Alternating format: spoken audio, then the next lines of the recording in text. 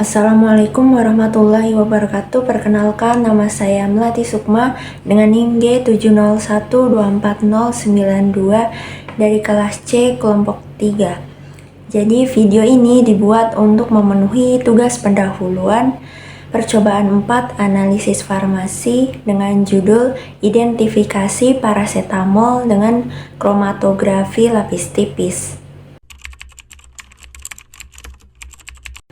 Prinsip dasar kromatografi lapis tipis atau KLT adalah pemisahan senyawa berdasarkan perbedaan kepolaran dan interaksi antara fase diam dan fase gerak. Fase diam biasanya berupa silika gel yang bersifat polar, sedangkan fase gerak adalah pelarut. Senyawa nonpolar akan lebih mudah terbawa oleh fase gerak sehingga bergerak lebih jauh. Sedangkan senyawa polar lebih tertahan pada fase diam sehingga bergerak lebih lambat. Nah, perbedaan kecepatan migrasi ini menyebabkan terjadinya pemisahan senyawa.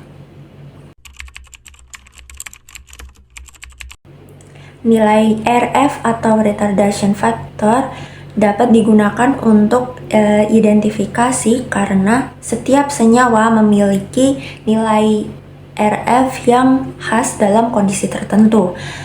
Agar perbandingan antara sampel dan baku itu valid, harus digunakan fase diam dan fase gerak yang sama, serta kondisi percobaan yang sama seperti suhu dan penggunaan chamber yang sama.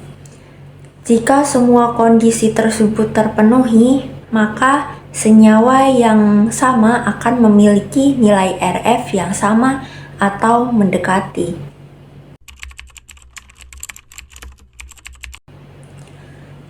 Nilai RF dipengaruhi oleh beberapa faktor, antara lain kepolaran fase gerak, jenis dan ketebalan fase diam, jumlah sampel, suhu dan kelembapan, serta teknik penotolan.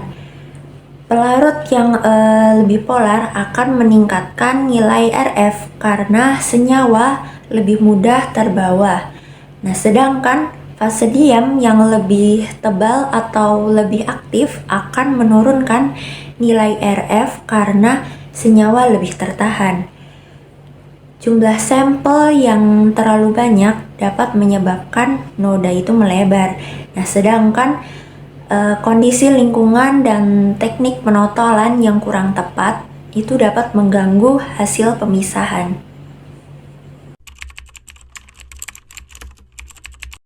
Nilai RF dihitung sebagai perbandingan antara jarak yang ditempuh noda dengan jarak yang ditempuh oleh pelarut dari titik awal. Nah, jika nilai RF sampel itu berbeda jauh dari nilai RF baku, maka kemungkinan senyawa tersebut itu berbeda atau terjadi kesalahan dalam kondisi percobaan seperti perbedaan pelarut atau kondisi lingkungan. Jika fase gerak terlalu polar, maka semua senyawa akan terbawa dengan cepat sehingga noda bergerak terlalu jauh dan pemisahan menjadi kurang optimal. Nah, sebaliknya jika fase gerak terlalu nonpolar, senyawa akan sulit bergerak dan cenderung tertahan di bagian bawah.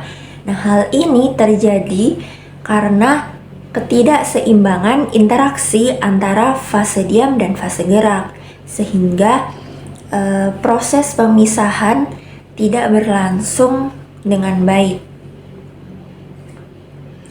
Cukup sekian dari saya. Wassalamualaikum warahmatullahi wabarakatuh.